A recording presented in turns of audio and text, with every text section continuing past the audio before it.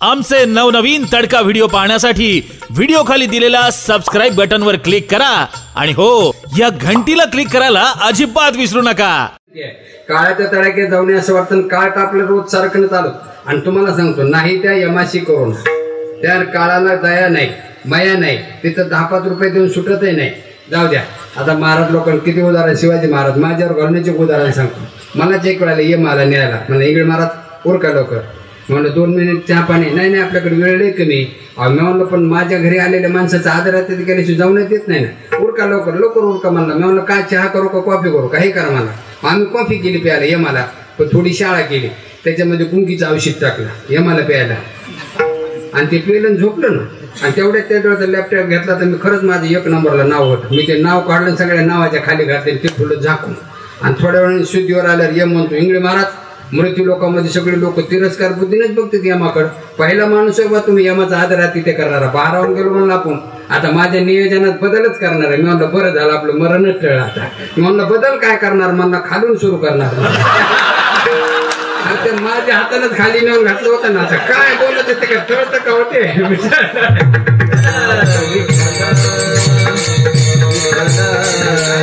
सांगायचा मुद्दा त्याच्याकडे दया नाही माया नाही काळ सरकत राहतो फक्त इथं आल्यावर सार्थक करावं लागतो मग काय करायचं। काही लोकांना सांगितलं आमच्या बोर्डीकर साहेबाकडे कीर्तन महोत्सव चालू आहे आणि आज शेवटच्या त्यांच्या वाढदिवसाच्या निमित्तानं सगळे जे लोक आलेले त्यांना अगदी बुंदीचे लाडूचा प्रसाद देणार आहेत दूध प्यायला देणार आहेत आणि खरंच तुझी म्हणून सांगत नाही आता साहेबाचा माझा बऱ्याच वर्षापासून संबंध अन्नदानाच्या बाबतीत बोर्डीकर साहेब माझा सगळ्यामध्ये श्रेष्ठ आहे। तुम्हाला सांगतो त्यांना अन्नदानावर जास्त भर असतो बघा तुम्ही लग्न कार्यामध्ये ह्याच्यामध्ये बी आणि सांगितलं लाडूचं जेवण असं तसं दुधाचं प्रसाद आहे चला नाही आपल्याला इच्छा नाही काय इच्छा नाही कारण मला 2-3 दिवस झालं माझ्या अंगामध्ये थंडी ताप आहे आणि अंगात ताप वाटल्यामुळे तोंडाला चव नाही म्हणून जेवण्याची इच्छा नाही काय इच्छा नाही अंगामध्ये ताप आहे तसंच कोणी सांगते इंगळे महाराजात कीर्तन आहे त्यांच्या बंगल्याकडे तर वाढदिवस निवेदन ते म्हणतो नाही इच्छाच नाही का नाही अंगामध्ये पाप आहे ताप वाटल्यावर जेवण्याची इच्छा नाही तसं पाप कुणी उठावून भजन करावं एवढं सोपं नाही महाराज काय काय लोक म्हणतात इंगळे महाराज परमार्थात गर्दी दिसत नाही कुणी सांगितलं तुम्हाला गर्दीचा परमार्थ हजारो जन्मात केलेल्या परमार्थाचं पुण्य पाहिजे नामवाचे पहिली गोष्ट पुण्य आणि दुसरी गोष्ट वाणीला सवय लावायला पाहिजे सवय लावल्याशिवाय वाणी भजन करत नाही सवय लागली का सुटत नाही म्हणून जगद्गुरु तुकाराम महाराज म्हणतात घे घे माझे वाचे गोड नाम विठोबाचे पडिले वळण इंद्रिय महाराज एकदा शरीराला वळण लागलं सुटत नाही अहो बिडी तंबाखू दारू गांजा घाण सवय लागलेली सुटत नाही देवाच्या नावाचे कसं वळण लावा बघा आमचे काही नित्यनेमाचे वारकरी आळंदी पंढरीची वारी करणारे बाथरूम मध्ये आंघोळीला गेलं ना अंगावर पाणी पडले की हरिपाठ सुरू करते अहो त्या वारकऱ्याच्या शरीरानं वळण लागलं अंगावर पाणी पडलं हरिपाठ सुरू योग असा काही वर्षानंतर तो वारकरी मेल्यानंतर मेलेल्या माणसाच्या प्रेताला दारात कुठेतरी आंघोळ घालतात मी अजून कोणाची बघितली नाही मला घालतील तेव्हा कळायचे नाही अहो त्या म्हाताऱ्याच्या अंगावर पाणी पडण्यास अवकाश त्या म्हाताऱ्याच्या होटा हालायला सुरुवात झाली काही तर मागची मागत पडायला मेलं नाही म्हणजे जिवंत आहे जिवंत नाव त्याच्या शरीरात जाऊ द्या तुमच्या माहिती देवा तुमच्या माहितीतली गोष्ट सांगतो पण जुन्या काळातली आता थोडा बदल झाला एक कंडक्टर ड्युटी करून घरी आला खुर्चीवर बसला टेबल पुढे होता बायकोला म्हणला 15 मिनिट लगेच ड्युटी दुसऱ्या गावाला चहा कर ती म्हणली करते पण कागद पेन असं टेबलवर ठेवला म्हणले अर्ज लिहा एवढा सरनी सांगितलं आपल्या पोराला लिहून आण मग कागद पेन टेबलवर ठेवलं आणि ती निघाली स्वयंपाकघराकडे ती म्हणलं तू कुठं चालली मग आता तुम्ही अर्ज लिहाय तर मी चहा घेऊन येते तुम्हाला अर्ज लिहायचं म्हणलं तुझी इकडे ती म्हणते का मला एक खुर्ची हलव म्हणला मला कशामुळे म्हणलं ते हलत्या गाडीत द्यायची सवय म्हणलं मला त्या अंग घालण्याशी लिहायच येत नाही म्हणला आता सामान्य सवय जर तुमची जात नाही एक माफी मागून गोष्ट सांगतो बोर्डीकर साहेबाच्या जवळची गोष्ट आहे मुंबईमध्ये खरं बोर्डीकर साहेब घाण सवय लागलेली सुटत नाही तुम्हाला सांगतो आता मी म्हणतो 25 वर्षापूर्वी साहेब मी पहिल्यांदा मुंबईला आलो होतो आता मुंबई परभणी जाणण्यात मला काहीच फरक वाटत माझं कीर्तन होतं घाटकोपरला भटवाडीला जवारी भाई प्लॉटला आता झोपडपट्टीमध्ये राहणारे लोक आहेत गल्लीमध्ये 1.5 फुटाच्या गल्ल्या असतात महाराज त्यांना कसे घरं सापडते त्यांची त्यांनाच माहिती आपल्याला जर मध्ये नेऊन सोडा का पुन्हा बाहेर येणे नाही आता दोघा तिघाच्या घरी गेलो चहा पाणी घेतलं म्हणलं अरे तुमच्या घरात चहा मिळतोय खायला मिळतो पण संडास कोणाच्याच घरात नाही म्हणजे इंगळे महाराज ही झोपडपट्टी तर मुंबईला इथं झोपडपट्टी घरात संडास नाही मग कुठे जावं लागतं इकडे म्हणजे असं वाकडे तिकडे नेलं 5-50 समोरचा एक संडास बांधलेल्या होत्या इथं जावं लागतं म्हणजे भटवाडीच्या लोकांना म्हणलं ठीक आहे मग त्या खोना ध्यानात ठेवल्या कुठं झोपायला जागा दिली तिथे. सकाळी घेतली बकेट आणि गेलो ना तिकडं बघतोय तर प्रत्येक संडासच्या पुढे 10-10, 20-20 माणसं असे बारीला, जशी दर्शनाला बारी असते ना अशी बाईनच त्या संडासच्या पुढे. बेकार जीवन आहे मुंबईच्या लोकांचं म्हणा. अहो संडासला बारी नवल नाही प्रशांत महाराज. सध्या मुंबईला इतकी गर्दी मुंबईचे कुत्रे सुद्धा असं उभं शेपूट हलवते, कारण आडो हलवा तर धक्का लागतो का काय. एवढी मरणाची गर्दी आणि संडासला बारी काय मिळून असू दे आपला नंबर लागणार आहे ते कवा ना कवा. बरं मी बकेट घेऊन उभाच बारीला. बरं त्या मधल्याला बसूनच देत नाही, लगेच झोपला का पेपर वाचतो का. मी बकेट घेऊन माघारी ना म्हणलं बसूनच देत नाही तू वाजीत येत मला. आता असा माणूस शेलूला आपल्या मित्राकडे आला भेटायला, आपल्याकडे काय अडचणच नाही. आणि ते गेलं ना संडासला अर्धा पाऊन तास बाहेरच आहे ना. हे घाबरलं मी का आटे घेऊन घेऊन. बरं त्याला चौकशी करता येईल ना. थोडासा वाजिलं की ते 5 मिनिटात बाहेर आला. मित्र म्हणला अरे पाऊन तास मध्ये वाटला होता काय, चक्कर येऊन पडला होता काय. नाही म्हणला ते मुंबईची सवय लागलेली वाजिल्याशी संडासच झाली नाही म्हणा. आता मला सांगा अहो घाण सवय जर तुमची जात नाही तर देवाच्या नावाची कशी जाईल किती विनोद तयार करून सांगू. हजारो विनोद आहेत सगळे महाराज लोकांना माहिती. महाराज सवय जाऊ द्या. आपल्या परभणीला एसटी स्टँडच्या समोर लक्ष देऊ नका. एक सुंदर तरुण भिकाऱ्याची पोरगी भीक मागत होती. तेवढ्यात कलेक्टर साहेबाची गाडी आली. कलेक्टरनं गाडी उभा केली. म्हणे बाई तुम्ही इतक्या सुंदर आहेत तरुण आहेत आणि भीक मागतात. म्हणली साहेब माझा जन्मच भिकाऱ्याच्या घरी झाला, मी दुसरं काय करणार. कलेक्टर म्हणजे माझ्या बरोबर लग्न करायला तयार आहेत का तुम्ही. आनंद वाटला महाराज. भिकाऱ्याच्या पोरीला कलेक्टर नवरा बिना हुंड्याच्यामुळे तुम्हाला काय कमी हो. दोघांवर बघून कुठं बोलवायचे कार्यक्रम करायचे. आमच्या बोर्डीकर साहेबासारखेचा तसा कार्यक्रम होता. 10,000-5,000 लोक त्यांना अन्नदान फुलं होतं आणि साहेबांना त्यांच्या बायकोला दोघाला बोललं. मग कलेक्टरनं त्यांचा सत्कार केला. कार्यक्रम संपल्यावर जेवण होतं. महिला एकीकडे आणि पुरुष मंडळी एकीकडे. ते जेवण होतं हाताने घेऊन खायचे. त्याला काय बघे का काय म्हणतात. मग त्या कलेक्टर बाई घुटल्या ना महिला मंडळात. मग 10-5 बायांना आढळून म्हणा बाईसाहेब पहिल्यांदा योग आला आमच्या जेवायचा आणि नाव घ्या आणि उखाण्याचे घ्या त्याशिवाय जेवायचे नाही. घेते नाव म्हणलं. मग तिनं नाव घेतलं. चांदीची परात, सोन्याची वाटी, पितळाचा तांब्या, स्टीलचा गेलास. हाय कलेक्टर साहेबाला भूक लागली भाकर वाढ ग माया. कलेक्टर नवरा मिळाल्यावर सुद्धा कारण ही सवय जात नाही बेटा. पहिली गोष्ट पुण्य पाहिजे, दुसरी गोष्ट वाणीला सवय लावलं पाहिजे. नाम वाचे आणि दुसरं साधन आहे श्रवण कीर्ती. कानानं देवाची कीर्ती श्रवण करणं. महाराज कीर्ती संतांची देवाची असते. जरा मार्मिक गोष्टी असतात बरं का. मी आधी सूचना देतो लक्ष देऊन ऐकायचं. 2 महिने झालं त्या एका माणसाला श्रवण भक्ती करतो. महाराजांनी बघितलं ह्याच्यात काही परिवर्तन झालं नाही. महाराज त्याला काय म्हणले तुमची श्रवण भक्ती बंद करा, तुम्ही किराणा दुकान बघा आणि तुमच्या पोराला होते ऐकायला. तो म्हणला महाराज आमचा मुलगा काय श्रवण भक्तीच्या लायकीचा ऐकाव. आमचा मुलगा म्हणजे निव्वळ कोरा कागद. महाराज म्हणले ठीक आहे तुमचा मुलगा कोरा कागद आहे मग तुम्ही कसे आहेत. म्हणला कार्बन. घेऊ हाणून आता सगळ्याच्या पुढं. काय आता सांगावं तुम्हाला. विनोद कळत नाही म्हणल्यावर तुम्हाला कसं झालं. अजून एक विनोद सांगतो मी. इतकं सोपं सांगून कळत नाही म्हणलं. आता तुम्ही टीव्हीवर इकडे तिकडे ते मोबाईल मध्ये ऐकले असतील विनोद. एक बाई दवाखान्यात गेली रखमाजी महाराज. 110 किलो वजन होतं. किती 110.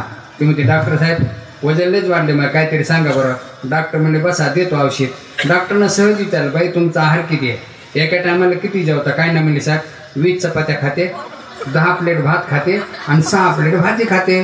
डॉक्टर म्हणले मावशी एक औषध सांगतो तुम्हाला सांगा म्हणले. त्याच्यासाठी झाले. डॉक्टर म्हणले काय करा मावशी 20 चपात्या खाण्यापेक्षा 10 खा, 10 प्लेट भात खाण्यापेक्षा 5 खा आणि 6 प्लेट भाजी खाण्यापेक्षा 3च खा. आता हे तुमच्यासाठी औषधच आहे. ती म्हणते हे जेवण केल्यावर घेऊ का जेवायच्या आधी. डॉक्टर म्हणले दर्शन घेऊ का. आता काही एवढं सांगून जर कळत नाही. त्यांना सांगितलं आमचा मुलगा म्हणजे कोरा कागद आहे. मग आमचा मुलगा म्हणजे कोरा कागद. महाराज म्हणजे मग तुम्ही कसे आहेत. मला कार्बन. कार्बन कसा असतो इकडून घेतो इकडे सोडतो.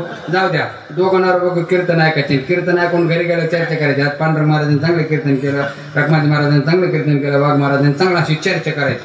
ऐका दोघांवर बघू कीर्तन ऐकून घरी गेले. बायकोणावर मी हो तुम्हाला का कर इंगळे महाराजांनी चांगलं कीर्तन केलं आहे बरं वाटलं म्हणला. मजा आली कार्यक्रमाला. पत्नी म्हणते अभंग कोणता होता. तुम्हाला अभंग नाही काढायला लक्षात. अभंग ध्यानातच नाही. पत्नी म्हणते काय उपयोग हो श्रवण भक्ती करू. गडी सगळे असलेच एका कानाने ऐकतोय आणि दुसऱ्या कानाने सोडून देते. ते मला तुमचं महिला मंडळाचं बरं वा दोन्ही कानाने ऐकतात आणि तोंडाने सोडून देतात. म्हणून महत्वाच्या गोष्टी घरी कधी सांगत नका. कधी बाहेर घ्यायच्या कळणार नाही.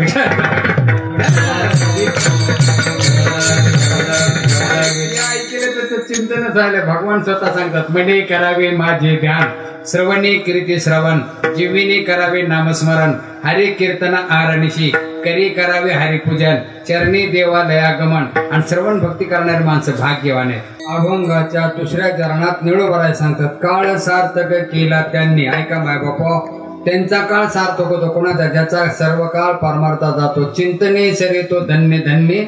सुभाषितकार सांगतात, लक्ष देऊ नका. शहाणे माणसं काळ घालवतात काव्य विचारामध्ये, शास्त्र विचारामध्ये, परमार्थामध्ये, चांगल्या कामामध्ये, विनोदामध्ये. आता मूर्ख माणसं काळ घालवते झोपेमध्ये, व्यसनामध्ये, दुष्कर्म खेळण्यामध्ये, भांडणामध्ये. आता मूर्ख माणसं कसा काळ घालवते तुम्हाला यादी देतो थोडी. काही माणसं काळ घालवतात झोपेमध्ये. चौधरी साहेब, किती झोप असं माणसाला? अहो, रात्री 8 वाजता जेवण करून झोपलेला माणूस सकाळी उशिरा उठून किती वाजता उठो? 8 वाजता. 12 तास भरपूर झाली ना झोप. एक माणूस रात्री 8 वाजता जेवण करून झोपला, सकाळचे 8 वाजले, 10 वाजले, 12 वाजले, 2 वाजले, दुपारचे 4 वाजले, तरी झोपेतच. त्याची पत्नी म्हणते, उठा.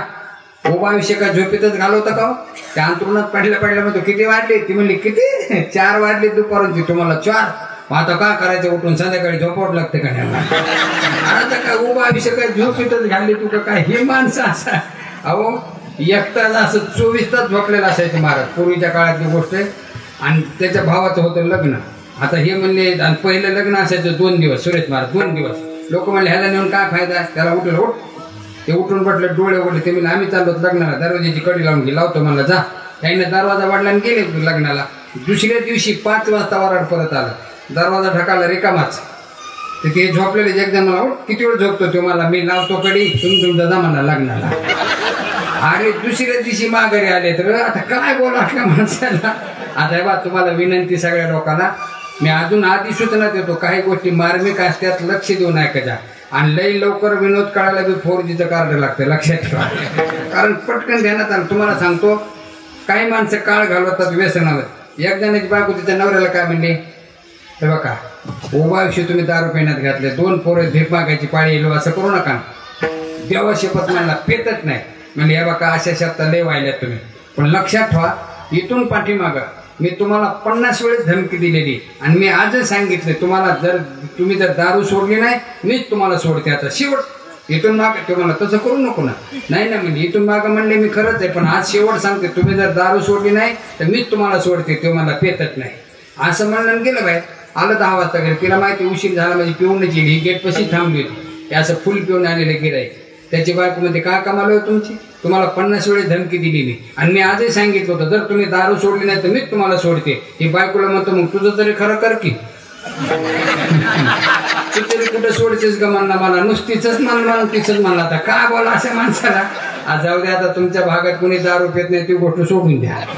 मी आमच्याकडलं सांगतो. आता पेणाराचे एवढे विनोद आहेत महाराज, नवीन. आता अजून 50 गोष्टी वाढल्या. 6 भाग केले शिवाजी महाराज. अहो, किती उदाहरणं तयार करून सांगू तुम्हाला. एक फुल पेलेलं फुल. त्यानं काय केलं, देशी दारू दुकानदारावर फोन केला. ते म्हणतो,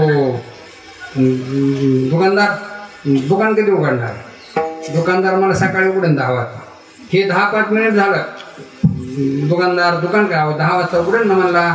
10-5 फोन झाले. दुकानदार वैतागला मला, ए मामा काय घाई झाली दुकान उघडायची? फुल पेलेली आहेत मला. अजिबात बोलता येत नाही. एवढी काय घाई झाली तुम्हाला? मला दारू नाही प्यायची. मी दुकानात बाकड्या खाली गुतून पडलोय मला.